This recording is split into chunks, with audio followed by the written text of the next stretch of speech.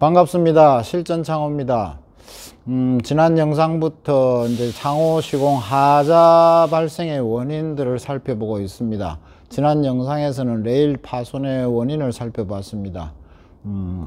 이번 시간에는 이 누수 현상, 외벽하고 맞닿은 부분에 균열이 가서 실리콘 마감형 부분에 균열이 가서 빗물이 안으로 흘러 들어오는 이 누수 현상을 살펴볼 텐데요.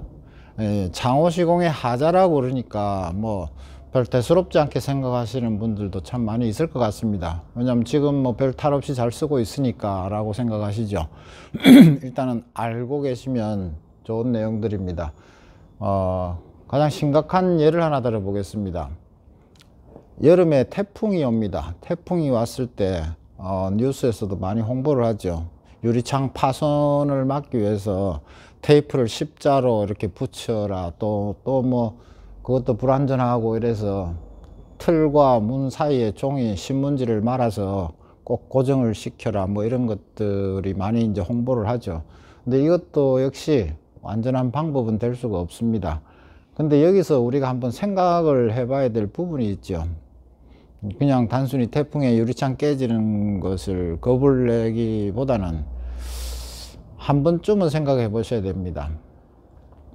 10층 정도의 아파트 10층 정도의 쭉 여러 집들이 이제 태풍을 맞는데요. 만약에 태풍의 강도, 태풍의 세기나 이 강도 때문에 유리창 파손이 일어나는 그 주범이라면, 태풍 강도가 주범이라면 그 층에 있는 유리창은 하나도 남김없이 거의 다 파손이 되어야 맞을 겁니다. 그렇지만 다른 집은 멀쩡한데 꼭 어떤 집만 파손이 일어나죠. 여기에는 반드시 이유가 있습니다. 뭐 궁극적으로 이야기를 하자면 시공의 문제인데요. 그 부분을 제가 나중에 이제 말씀드리고 또 이제 그런 부분들을 또 태풍의 유리창 파손을 최소화할 수 있는 뭐 이런 방법들을 말씀드리고 하는, 이게 이제 제가 하자 발생의 원인을 이제 촬영을 하고 말씀드리는 목적이 되겠습니다. 오늘은 누수 현상에 대해서 제가 말씀드리고 싶은데, 일단 누수 현상은 거의 뭐 100% 시공 문제죠. 시공에 있어서 하자입니다. 그러면 시공의 하자를 먼저 살펴보려면 이 시공 과정을 한번 좀 살펴봐야 됩니다. 시공을 하기 위해서는 기존 이제 설치되어 있는 샤시나 이런 것을 철거를 하게 되죠. 철거를 하고 나면은 이제 가고정을 하게 됩니다. 이 가고정을 하고 나면 이제 영구 고정을 하게 되죠. 영구 고정을 마친 다음에 이제 마감을 하게 됩니다. 당연히 이제 뭐 실리콘으로 외부 마감이 될 수가 있겠죠. 이 가고정을 하고 나서 이 영구 고정하는 이 부분에서 다소 문제의 소지가 발생할 여지가 있습니다. 주된 범위는 여기 있지만 여기에도 어떤 소지가 있습니다. 그 부분부터 말씀을 드릴게요. 이전에 지금 샤시 시공을 할 때 보면 전부 다 이런 합판이라든지 목재를 많이 썼었습니다. 이 특징은 뭐냐면 이 넓다는 거죠. 넓다는 것은 이 중량과 이 압력을 지탱하고 중량을 받치고 지탱하는 면적이 넓다는 것은 그만큼 안전하게 받쳐줄 수 있다는 얘기인데, 요즘은 세상이 좋아져서 많은 좋은 뭐 간편한 제품들이 많이 나옵니다. 이렇게 플라스틱으로 이제 고인목 역할을 하도록 굵기도 다양하게 이렇게 나옵니다.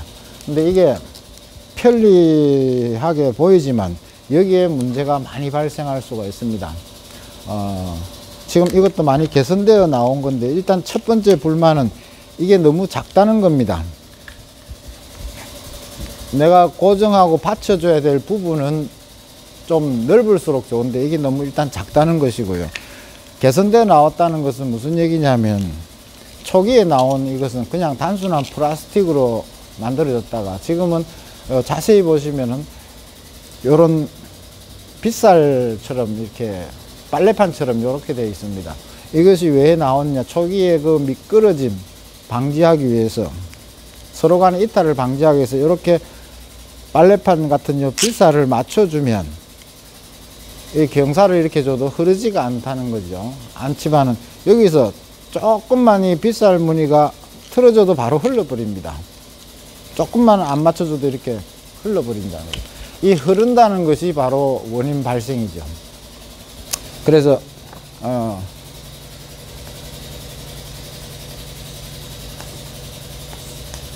이렇게 바닥면에 지금 여기 높이하고 여기 높이하고가 이렇게 다르지 않습니까?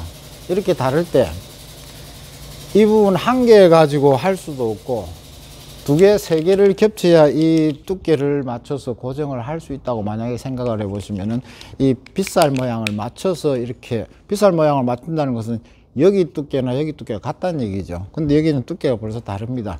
그러면 이렇게 밀어 엿아 보면 빗살 무늬 모양이 맞을 수가 없습니다. 이것은 어떤 문제를 발생시킬 수 있냐면 발코니, 베란다 뭐 이런 것들은 크기가 아주 큽니다.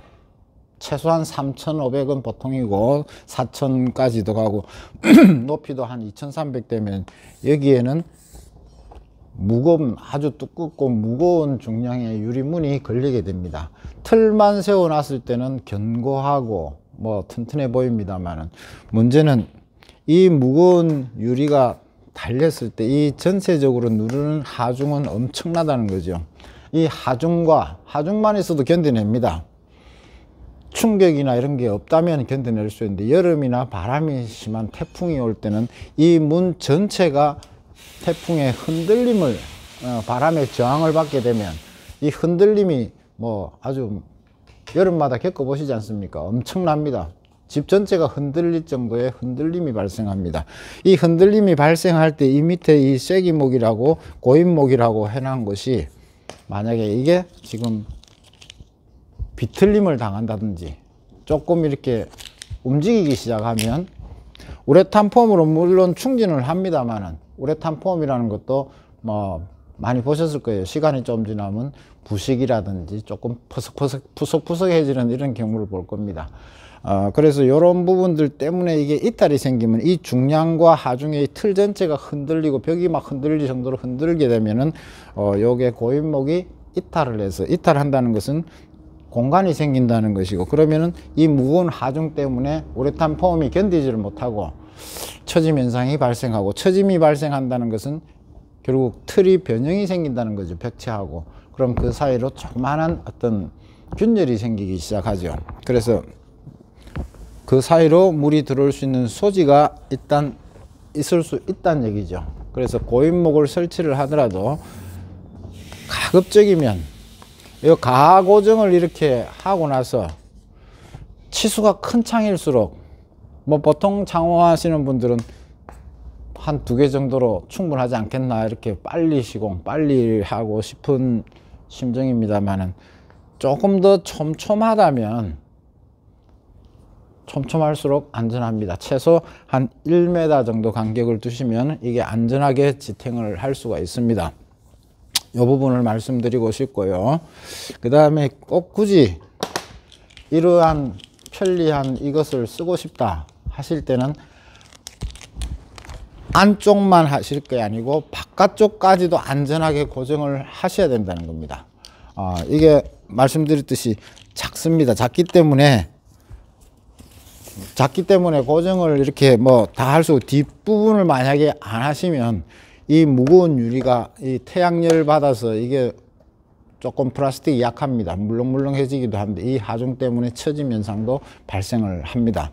그런 것도 조금 생각해 보시고 꼭 굳이 이 플라스틱 제품을 쓰시고 싶을 때는 말씀드렸듯이 이 빗살, 빨래판 같은 이 빗살이 이탈이 안 되도록 하기 위한 것이 중요합니다. 그래서 번거롭더라도 현장 시공은 실리콘이 필수니까 이 부분에 실리콘을 해서 이렇게 해서 만약에 고정을 해 놓으시면은 미끌림은 방지를 할 수가 있겠죠. 거듭 말씀드리지만 앞부분과 뒷부분도 소홀히 하시면 안 된다는 거죠. 고인목을. 요게 이제 영구 고정에서 발생할 수 있는 소지가 될 수 있고요. 이제 이 마감 부분에서 이제 거의 많은 문제점이 발생합니다. 실리콘 자재는 이전에 단순하게 유성 실리콘만 쓰던 시절하고는 달라서 많이 성능이 좋아지죠.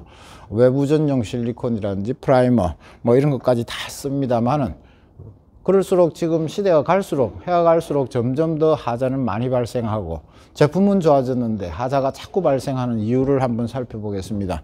시공의 원인이 있습니다. 먼저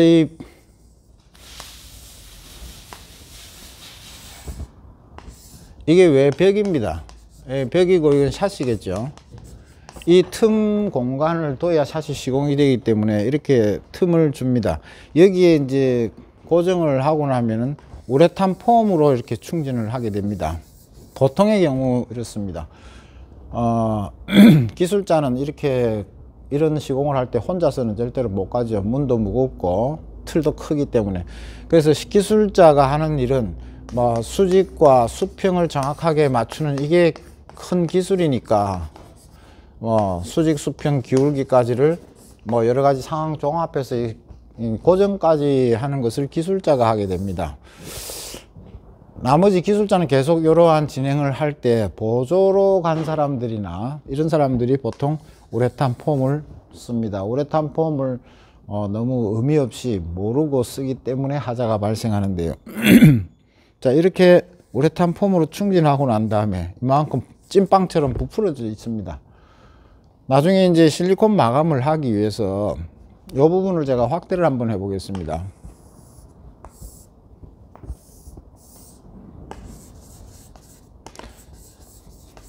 이 우레탄 폼을 긁어내야 실리콘 마감이 되니까 긁어내는데 정확하게 이렇게 긁어내지를 않습니다.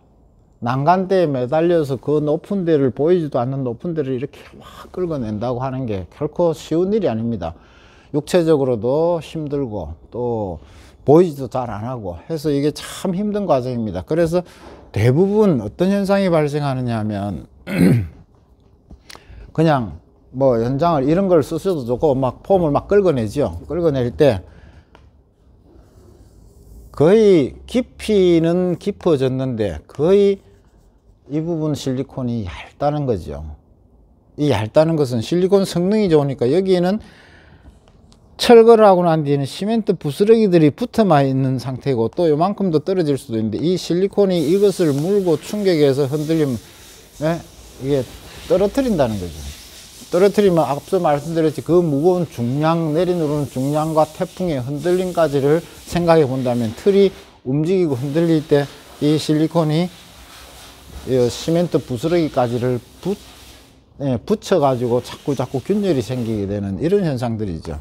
그래서 여기에서 누수 현상이 발생하는 주범이 되는 겁니다. 그래서 원칙적으로 시공은 이렇게 하면 안 되는 겁니다. 그러면 어떻게 시공을 하는 것인가? 일반 실리콘을 써도 아무 문제가 없는데 실리콘 성능만 너무 믿어서 자, 이제 시공 과정도 한번 살펴보면은 어느 게 더 쉬운지 확인이 하실 수 있을 겁니다. 우레탄 폼을 몇 번 써보시면은 이게 어느 정도 부푸는지 이것부터 먼저 아셔야 됩니다. 앞은 많이 튀어나와도 아무 상관이 없습니다. 뭐 눈에 보이는 데가 누수하고는 전혀 관계가 없으니까. 우레탄 폼을 쏘시되 절반 조금 넘을 정도까지만 부풀도록 이렇게 쓰셔야 됩니다. 또 설사 이만큼 넘었다 하더라도 상관없지만은 최소한도 이 공간은 남겨둬야 됩니다. 그럼 이 공간은 실리콘으로 다 채우느냐?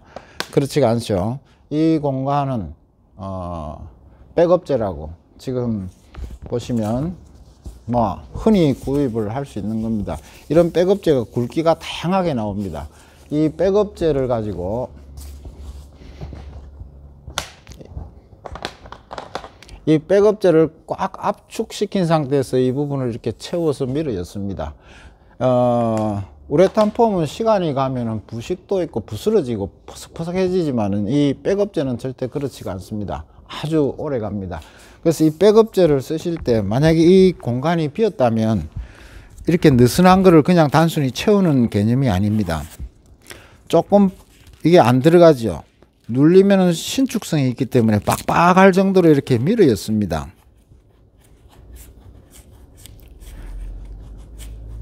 좀 더 두꺼워도 상관없죠. 이거보다 좀 더 두꺼운 걸 이렇게 압축을 시켜 가지고 만약에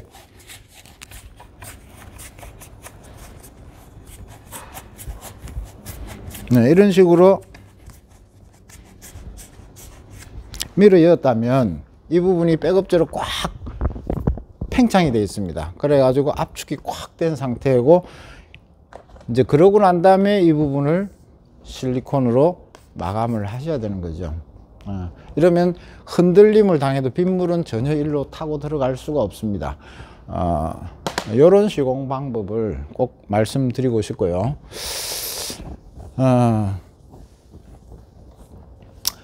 제가 이 영상을 올리니까 어떤 분이 댓글로 이 시공 고정하는 영상을 좀 알고 싶다 이렇게 이야기를 하셨는데, 제가 한번 올리겠습니다.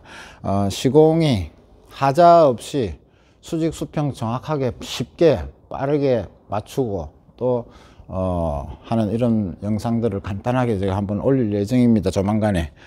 그래서 이렇게 누수가 발생한 집에 대해서 무턱대고 이제 실리콘 개보수 하시는 분들을 불러서 하실 게 아니고, 전체적인 이 큰 창이 전체적으로 다 균열이 가 있는 경우는 거의 없습니다. 부분적입니다. 그 부분적이기 때문에 조금 번거로우시더라도 이제 바깥에 나가서 살펴보시면은 균열이 가 있는 부분이 있을 겁니다. 그 부분을 먼지나 이런 걸 제거하시고 실리콘을 조금 두툼하게 회라 같은 거를 사용해서 이제 발라 주시면, 뭐 그런 부분이 몇 군데 되면 몇 군데를 또 이렇게 하시면 되겠죠.